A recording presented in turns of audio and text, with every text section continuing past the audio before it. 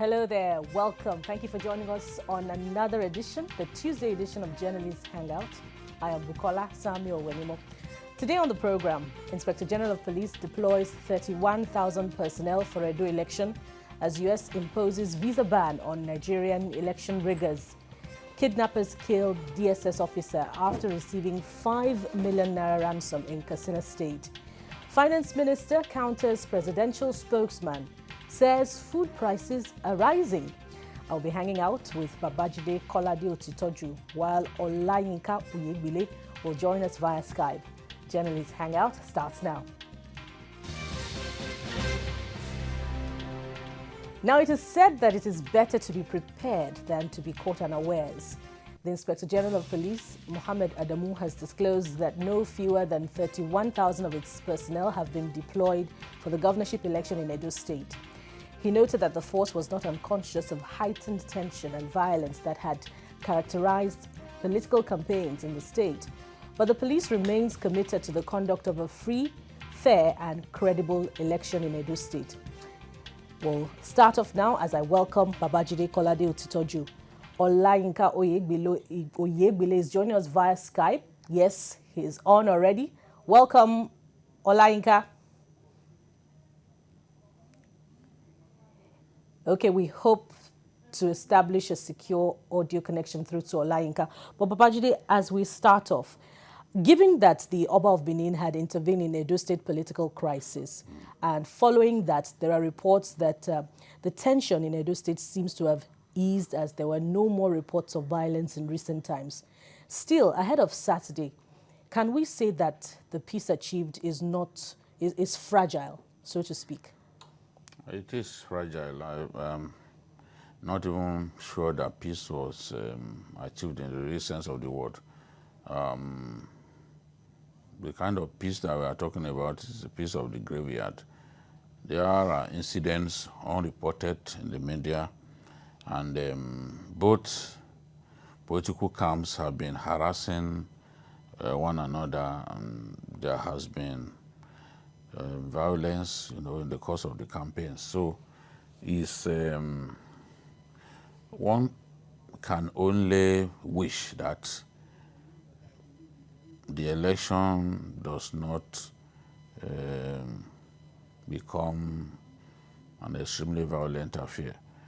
The way the campaigns go can sometimes give you an indication of what is to come, a kind of foretaste of what is to come. In recent times, there has not been an election with so much at stake as we have in Edo State. The former chairman of the APC takes the election very seriously. He's been in Edo State for months, working hard, trying to do his best to ensure that the current governor is not re-elected, because he knows that that will amount to a kind of political debt for that to happen. And Obaseki's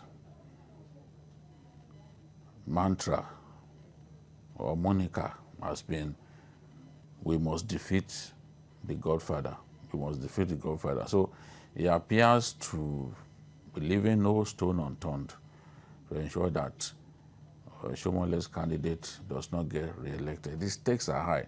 And you have seen him, you've seen Obaseki taking pot shots at the strongman of Lagos politics, Asiwaju Bola Ahmed Tinubu, accusing him of trying to export godfatherism to Edo State. And quite unusually, we've seen Asiwaju respond by openly campaigning against him, Obaseki, and telling the people to reject him. He rarely does that. To record, to make a short video clip telling the people that someone does not deserve to be re-elected.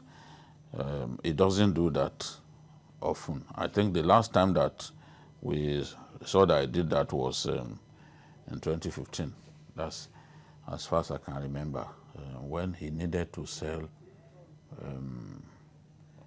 Ambode to Lagosians, you know. So the stakes are very high. The stakes are very high. If you look at the spread, the control of states between the APC and the PDP, you can see that it's almost even now. And if any state wins, if the PDP wins another state, they're in control of Edo now, but if they win another state, it means that as we approach the 2023 election, the battle, Balance of power. the balance, yes, there will be, if we will be we're seeing a fairly even contest because the PDP has made some PDP gains. has gained one more state, which means that they will be ahead. The APC will be ahead by I think just one state, you know. So that is something that the APC does not want to see happen. So the stakes are high, and it's natural that people would want to do whatever they can to win the election. And that brings me to, I hope Olayinka can now hear us and has indeed been participating. The allegations of rigging and counter-allegations of rigging made by the major contenders in this governorship election. Bearing this in mind, when push comes to shove, can 31,000 police officers truly make a difference? Yeah, honestly, when you look at it, to me, it looks as if there's what we are having in Edo State is not an elected office. Now, Edo State has just 18 local governments, and you are sending 31,000 policemen. That is an average of 1,700 policemen in each of the local governments.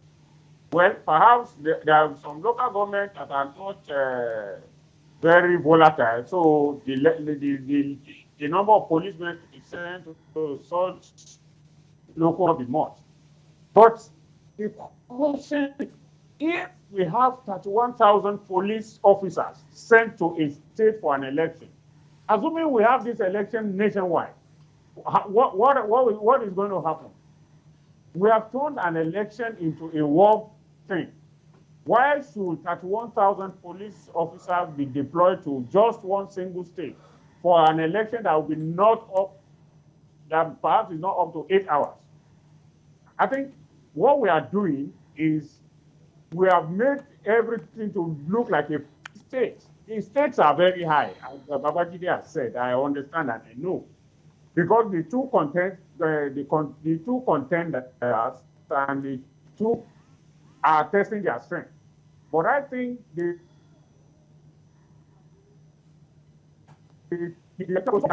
might just say that they are policemen. Yes, it is militarized because policemen are going to be harmed. What is exactly at stake?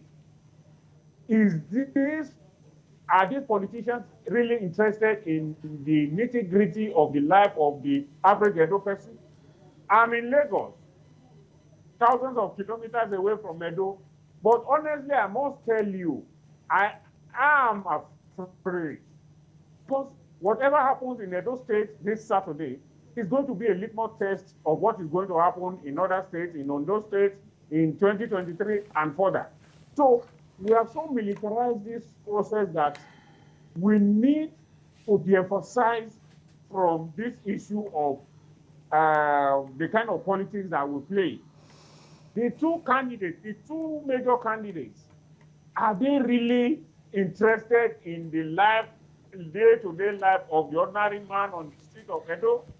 Is that what, if it is truly that it is the life of the ordinary man they want to affect? I mean, in 1979-83, we saw it with Babajide. We saw what happened. After some time, the man said, no, he's no longer interested. If Nigerians are interested, they will come and call him. So if really you are interested, it is the real thing that you really want to serve. it won't be a do or die affair. Absolutely. My worry is, as I said earlier, 18 local government, you are sending 31,000. I am not much of a mathematician, but what I've discovered now is that there is about 1,722 policemen in one local government. How many wards are there in each local government that you are sending that? So if we want to have the election all over the country, do we have that resources?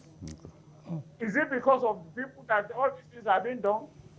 So the ordinary man who wants to guide his life, in fact, hearing that at 1,000 policemen have been deployed, the ordinary man who thinks that he only wants to vote and go home might be scared that, no, he doesn't want to go and vote because of this number of policemen. Very important questions you have asked there, Olayinka, and it appears that we always have to ask these questions during every election, whether off-cycle, whether general.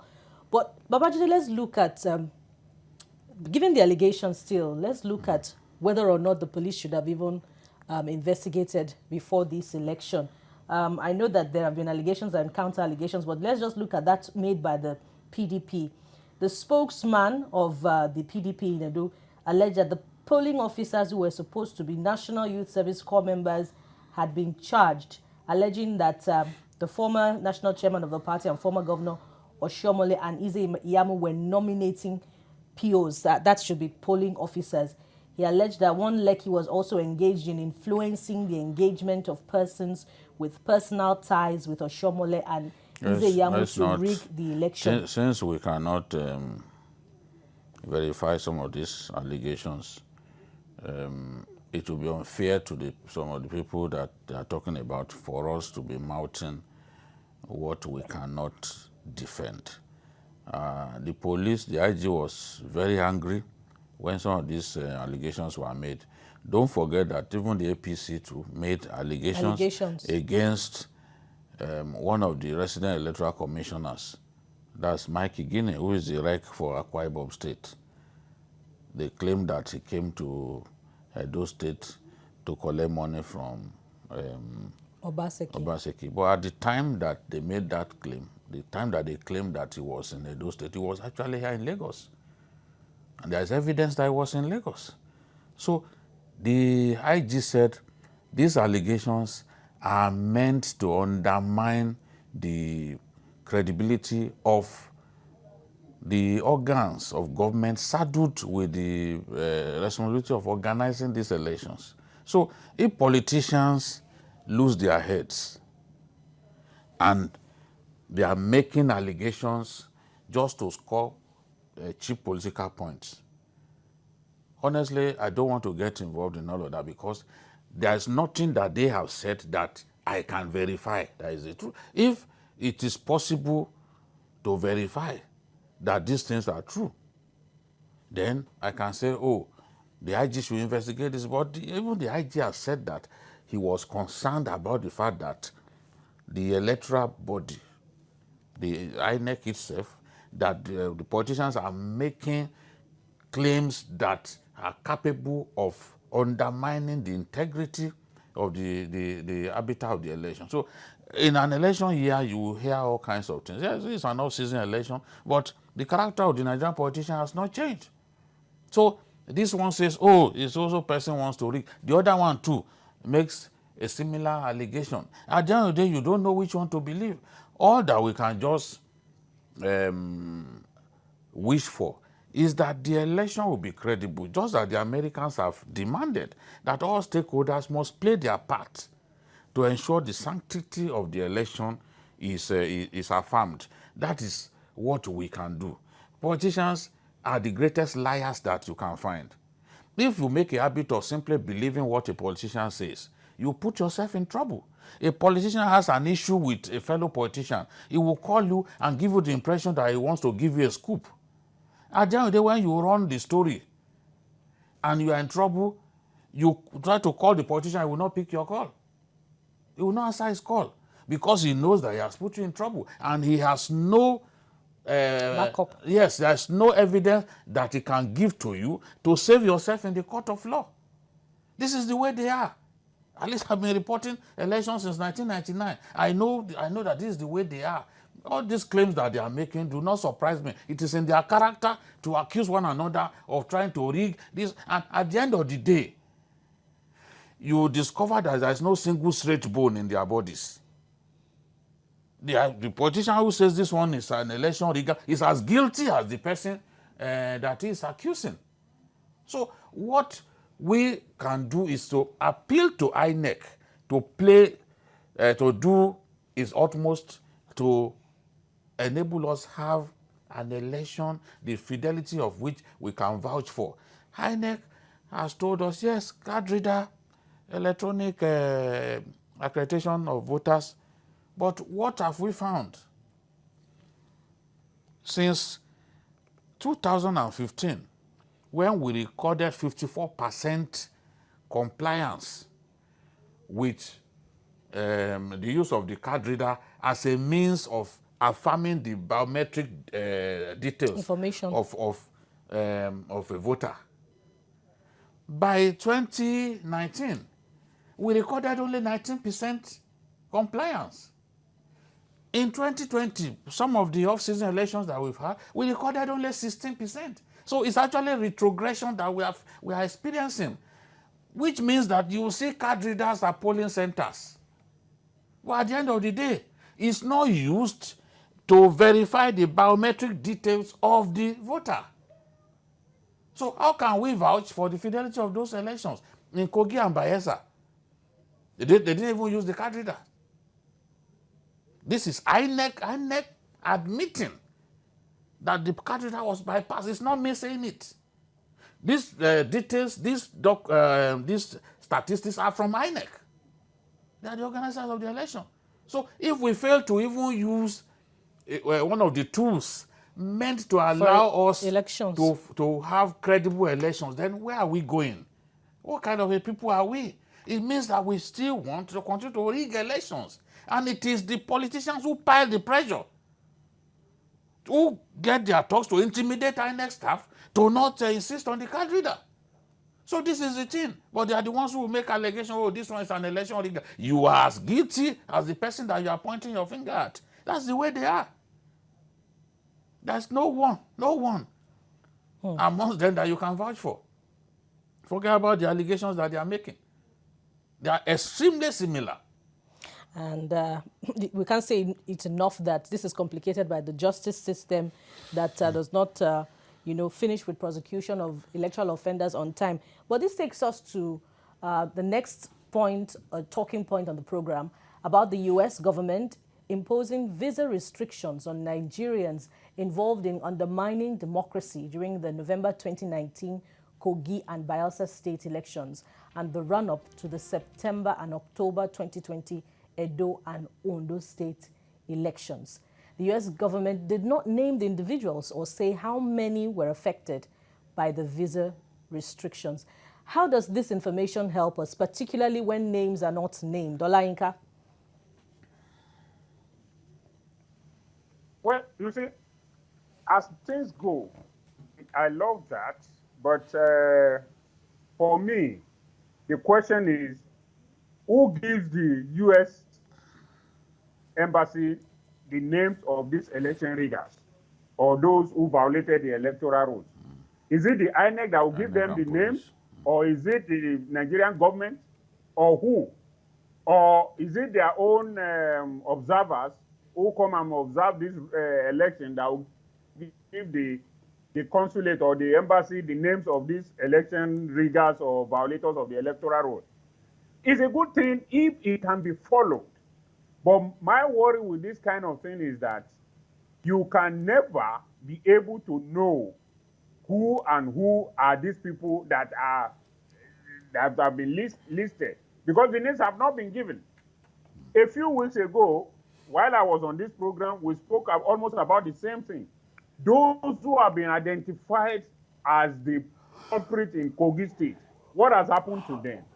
The man that assaulted that female gubernatorial candidate while the Inspector General of Police was was present, what has happened to him? Who has heard anything about him? Is he among those who will be affected? And even the truth of the matter is that the people who do these kind of things, they are usually the unknown quantity. The real masquerade will not be at the polling booth to disrupt the election. So, is it who gives the Sadly, while he's US trying to make... those who have been caught, that will say that, oh, I was sponsored by so and so, you know? So we need to know. Because this thing, even some of them will look at it as well, as long as I win, or my candidate wins, even if you say that you are not going to, it is going to be last for just a while. After some time, they will be allowed to vote. So all these are things that must be spelled out. And our politicians, I know, because it's America, they will be afraid. Because almost all of them want to go to America or to go and do what we don't know. Which brings me to the next question, Olayinka. Thank you for landing on that point that our politicians want to go to America. But Babajide, the electoral law is clear on punishment for offenders. While it is painful that we don't know who these individuals are, is a visa restriction, a U.S. visa restriction, enough punishment for electoral offenders? No, for such category of people, I don't think it's the small fries that they are targeting now. Those small fries, the thugs, they don't even travel abroad. This is where they stay and make their money, you know, and lose their lives because of politicians. They are targeting the heavy hitters, the big people. Remember the case of the wife of a governor of the Northwest that wanted to travel to America the other day, one of the farthest states in our country, the Northwest. The woman was told, no, you can't travel, you know, and I know that the husband too dare not try to travel. You know, if you make the effort, and even if they deceive you, they give you the visa, you will not come back to Nigeria. I'm very certain about that particular person, but I won't mention him. Now, those are the people. It's symbolic that the Americans are trying to help us concretize our electoral process and make our elections more credible, because we have not done enough. I was reading a story about university lecturers, some professors that were involved in election results manipulation in Akwa Ibom. INEC set up a disciplinary committee that sat on the, I think, 16th and maybe 26th, I can't remember exactly, of August, and then found them guilty of manipulation of election results. These were collation officers and returning officers, senior people. Now, they are going to be put on trial. Their schools have released them. Their universities have released them to go and face the music. We need to make examples of such people. True. If we do not make examples of such people, then we will not go far. They are supposed to organize elections for us. We felt they were credible people.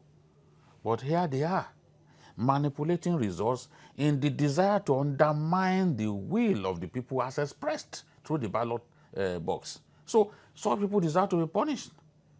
The problem is INEC's hands are full. Across the country, so many cases of election rigging and all that, manipulation of election result and all that. So, and you know, lawyers must prosecute and all that. There's a problem with funding, even by on the part of INEC, to prosecute all of those cases across board. And that's why some people have suggested that let us have a tribunal that will handle electoral offenses and all that. But people are saying, no, why when we have the regular courts, we don't really need a tribunal to punish, to handle such cases. So we need to punish offenders. When people have a feeling that, look, whatever they do, they will get away with it, then impunity will not stop. So many terrible things happened in Kogi. We need to punish the people who are involved in the violence, because INEC itself described the Kogi election as the worst that it has organized. And Bayelsa was just a little better than Kogi in terms of the intimidation of people and all that. Remember a whole senior police officer that was being taken to be guillotined. Only God spared his life. Thugs leading a very senior policeman away. I don't know if the IG has identified those thugs and dealt with them. But it's up to him as the Inspector General of Police to do what is right. If people can seize your own senior officer and you have not made examples of them, you have not detained them indefinitely and probably take them to court, then something is wrong somewhere. And it's sad that news about this only comes after the election has been conducted. When we return from the break, Finance Minister counters presidential spokesman, says food prices rising. Stay with us. We'll be back soon.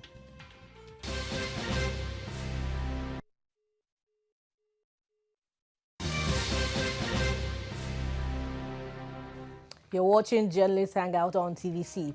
Criminals are running riot in the country.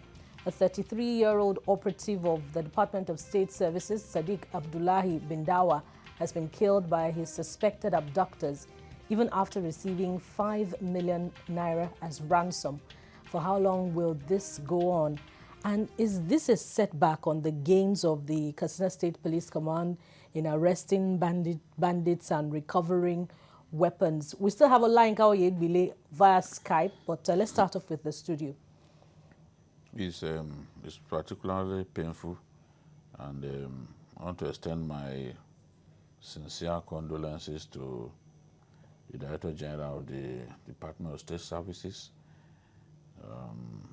It's tough to lose one of your young and brilliant operatives. Officers. Just at the age of 33, he wanted to get into his house, and then they just came, picked him up, and they took him away.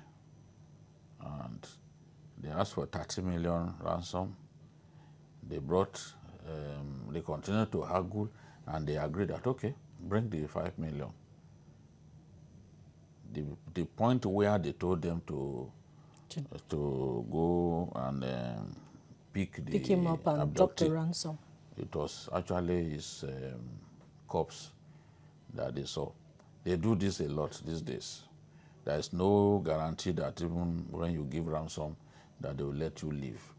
It reinforces the need for us to defeat these bandits. Bandits are behaving, especially in the northwest, like they own Nigeria. We have to show them that they can't defeat the state. The way we are going about this, we are not doing well enough.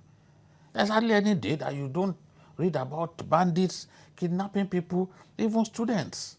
The Minister of Education was begging the other day that they should release students in their custody.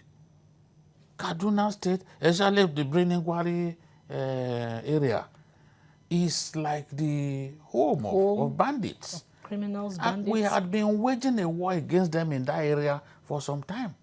Up till now, we've not been able to deal a decisive blow on these people.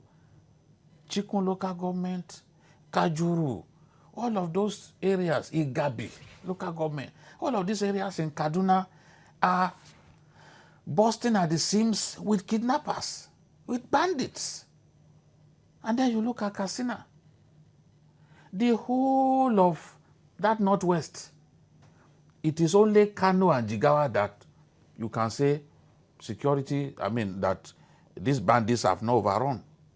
Is this Sokoto that you want to talk about?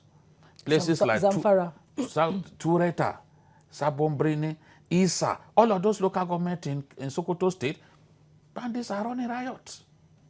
Zamfara, the same thing. They did amnesty with them, but they've not stopped killing people. In some of those villages, they are still killing people. We have a caller on the line. Good evening. My name is Kennedy. I'm calling in from Port Harcourt. Yeah. Go ahead with your contribution. Sorry, I would like to talk about the Inspector General of Police and his 31,000-man strong police that he intends to use in checkmating Edo election.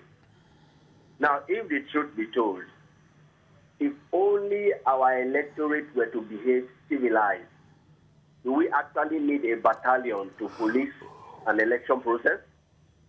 we might just need maybe just one police just to make sure things are going smoothly.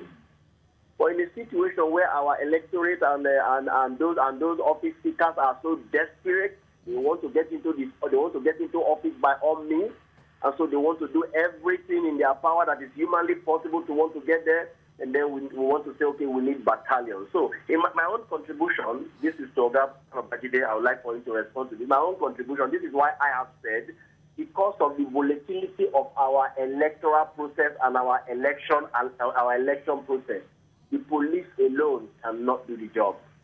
Thank you very much, suggestion, Kennedy. Thank you very much. I believe he means thugs and politicians, not necessarily the electorate. But he wants you to respond to it all the same. No, we are still going to deploy soldiers.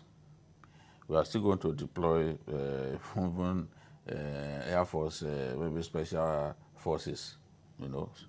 So it's not like we are going to use the soldiers alone. The police alone. Police alone. There are 2,000 polling units in Edo State and 192 wards.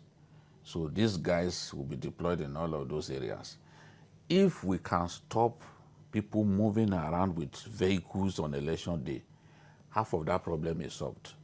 Because they need to move thugs around in buses to be able to disrupt the election. When they move these guys, they go to some polling centers where they know that the opponent is strong. And so they will go and disrupt the election there. They know that the INEC rule is that anywhere violence is visited on Elections a will be polling cancelled. center, the election will be cancelled. So you deliberately go and disrupt elections where your opponent is wrong and the opponent gets punished. This is another way of tactically rigging elections. So, but if the police, it's not the number of police now that matters, but how they are used. Because even sometimes security people get used to rig election themselves. I was going to say that. Yes, we know. Not until you tell me. I'm familiar with their idiosyncrasies. Strategies. You know, so it is how you use them that matters. Don't allow people to move around in buses on election day, except their INEC staff moving materials from point to point. If you can do that, those thugs, because they need those, when they go to snatch ballot boxes, they need those vehicles to get away from the scene on time. So if you can stop them, then the election will be a smooth sail. Yes. We just hope that security operatives themselves do not compromise on election day in Edo State. Olayinka, I hope that the network is promising now and will do us well. Katsina State is of great concern, particularly with the kidnap of and the murder of the DSS officer, just 33 years old. Is this an isolated incident? You know, I say again, given the gains of the Katsina State Police Command in recent times in arresting bandits and recovering weapons.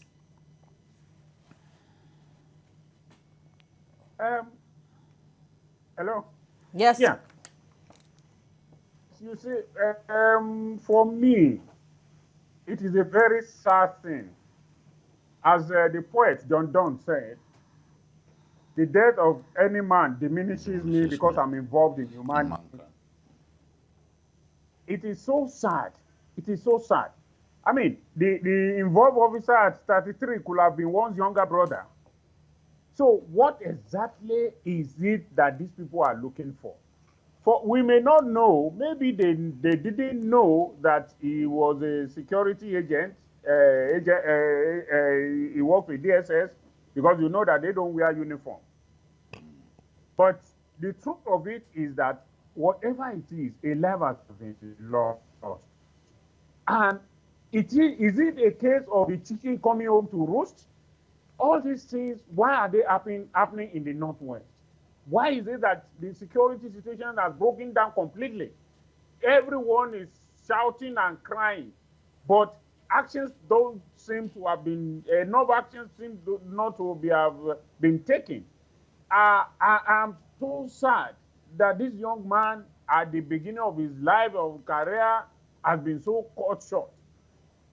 Now, the family, how do you want them to believe that there is security for anyone? I mean, he just driving into his home, and from the look of things, where he lives, by near the federal secretariat, will not be a lonely place. In Katsina, it will not be a lonely place. I don't know that.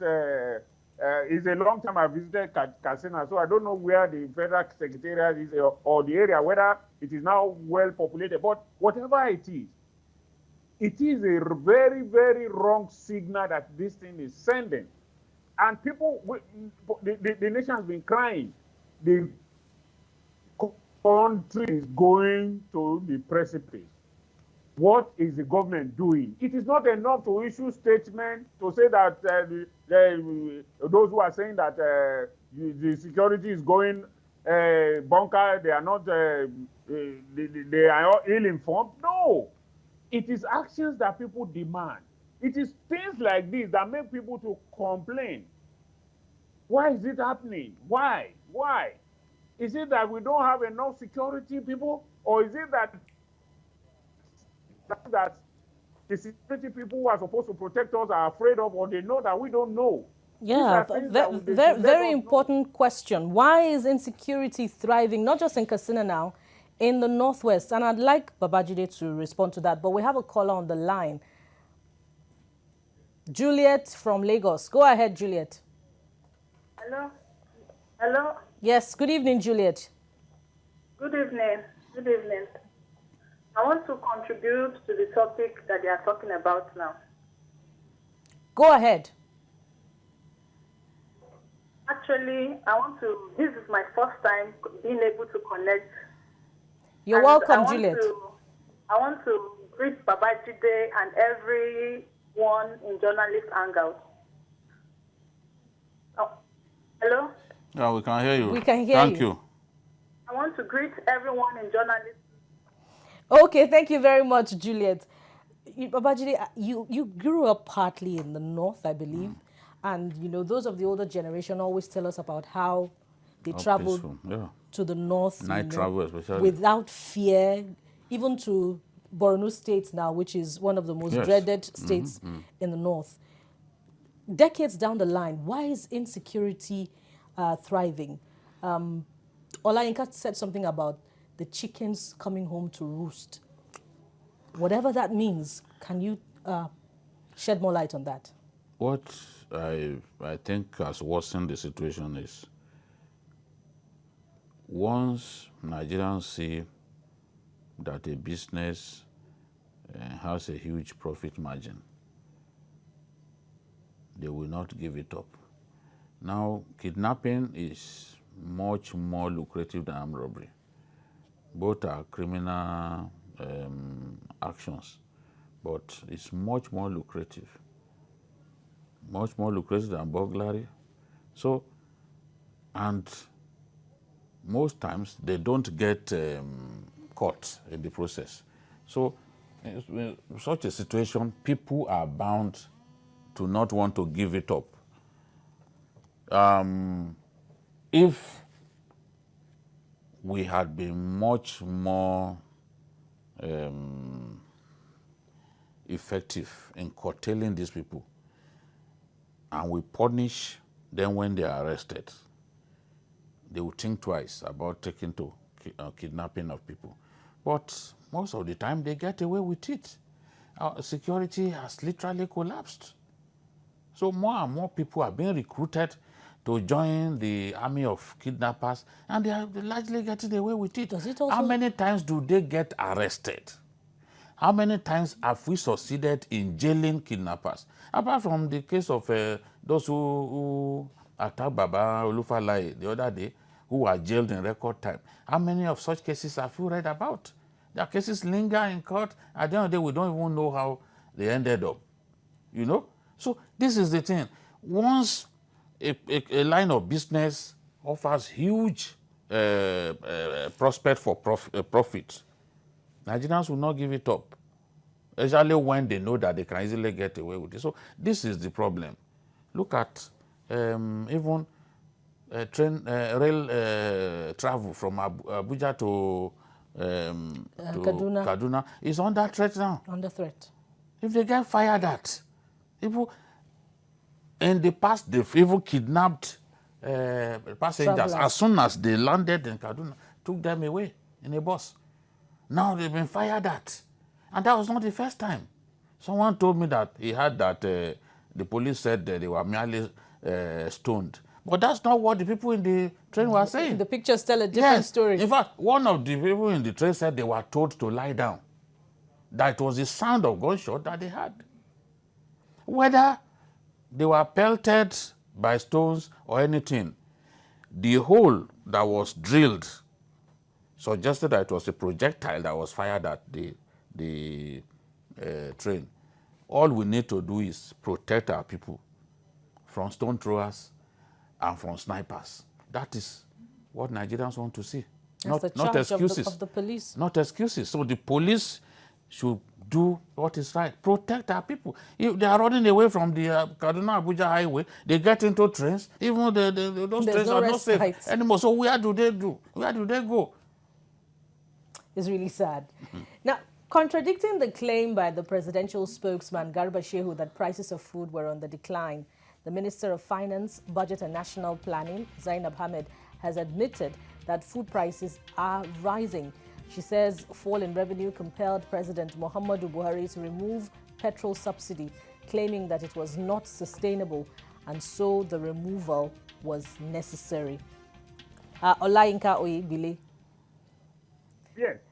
You know, I will start this, first of all, quoting the Russian author, Leo Tolstoy, who said, all happy families are alike. Each unhappy family is unhappy in its own way. Now, when the presidential spokesman was saying that food has become cheap and all that, I wonder which market he goes to. And many Nigerians like me would like him to recommend such a market to us so that we can all go there. Because the market that we visit, things are going out of skyrocketing. Perhaps because they know it's a presidential spokesman, that's why prices, they reduce the price for him. So he can let us know the market so that we also can patronize such a market. Because even the National Bureau of Statistics, which is an agency of government, said that inflation in August rose to 13.28%, which is the highest in the last 28 months. So if inflation is rising, how can prices of foodstuff be falling? I mean, we are all involved in this business. Whether we go to market directly or we give money to our wives or whatever, but at least you also buy something directly from somehow, so you know. It beggars belief for anyone to say at this time that prices of food have reduced in the market. Is it prices of garri? When bakers are telling us that prices of bread will rise by 200% or 0%, so which market does it patronize? We need to know. Now, see, honestly, sometimes you begin to ask yourself, those who are presidential spokesmen, do they live in the same world that we live in, or they live in Alice Wonderland? I mean,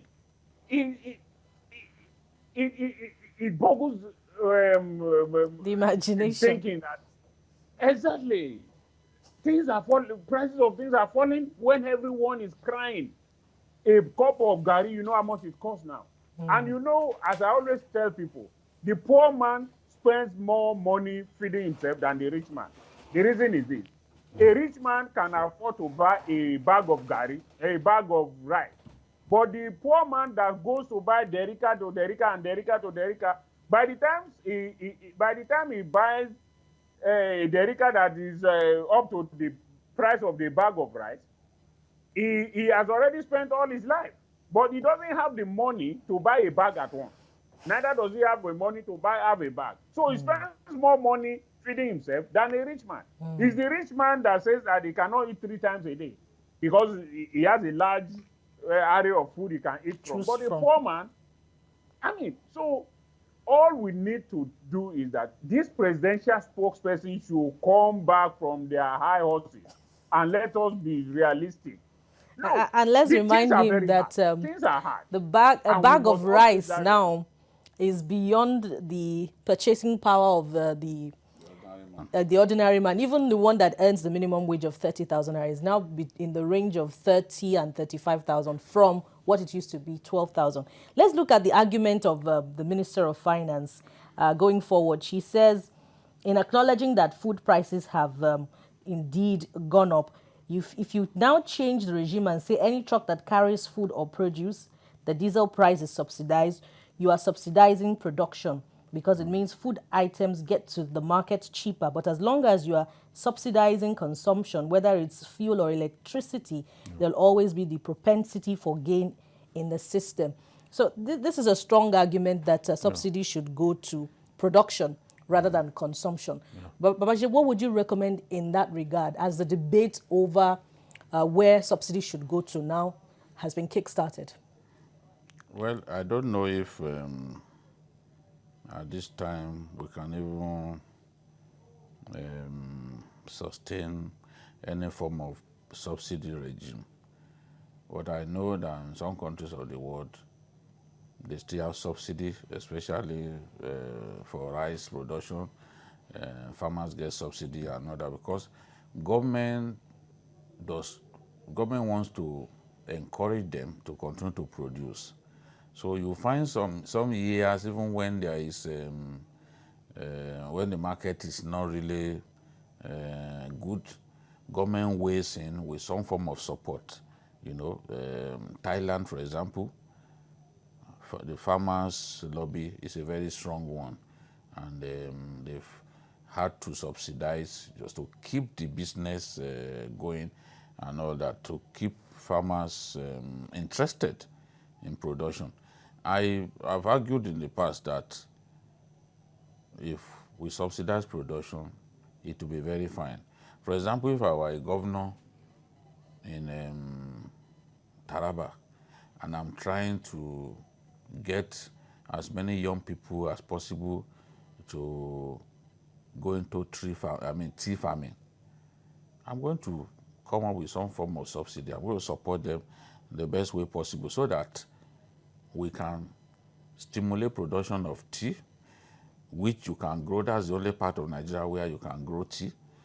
And see if we can even take it further. Maybe we can export it to some countries, at least on our continent. After all, a country like Kenya exports tea to other countries of the world. A country like Ethiopia exports flowers to different countries of the world. So subsidy is not really a bad thing.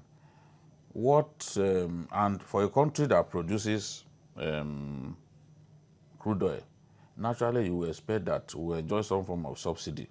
But we reach the point now that we do not refine our own crude oil. We import nearly all the refined petrol that we use. So what we should actually have saved by being producers of the product, we lose by bringing in refined product. So this is the thing. I believe that subsidy is not a bad thing, especially if it is tied to production.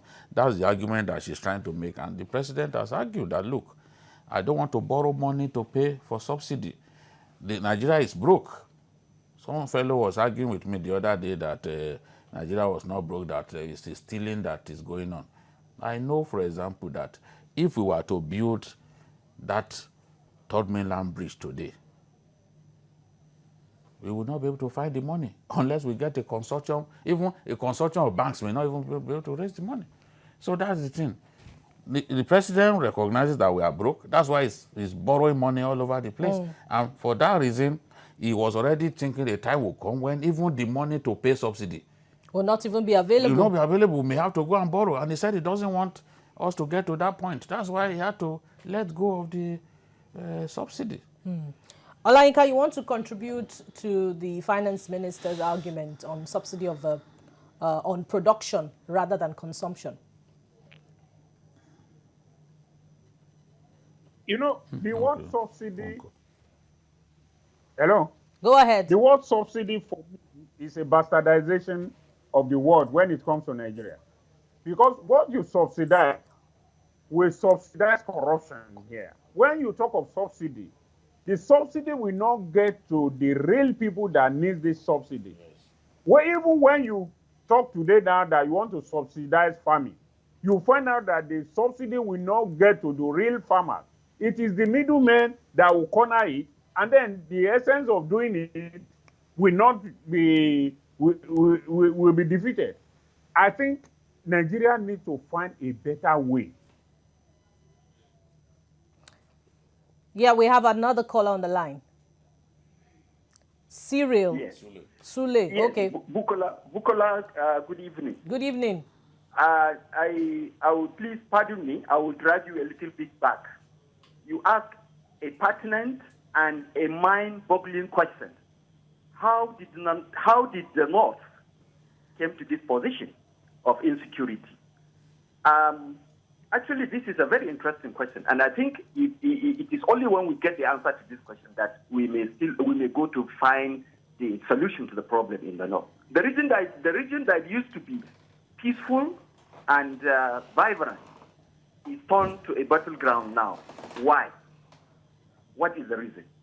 Looking at some of those arrested, some of the bandits that were arrested and paraded, of what tribe are they? And what was the motive for their involvement in this kind of act? And I think we need to go beyond just criminality. No. What is the motive behind? What led them into the current activities they embarked on? I think the security operatives should go deep in their search. Find out the motive and the sponsors and the reason. Because we can't locate the actual reason why these people are in this activity and at this moment. Mostly it's when election is yes, coming indeed, around. Sule, that is very, very instructive. Security operatives need to look beyond the methods that they're currently deploying, and we hope that that conversation continues and it brings up results in the near future. Thank you for your contribution. I'd also like to thank our guest Olayinka Oyegbile, who joined us via Skype, and at this point I'd also like to thank Babajide Kolade-Otitoju, who has been in the studio. That's all we have for you on the program today. We urge you to join us again tomorrow for another edition of the program.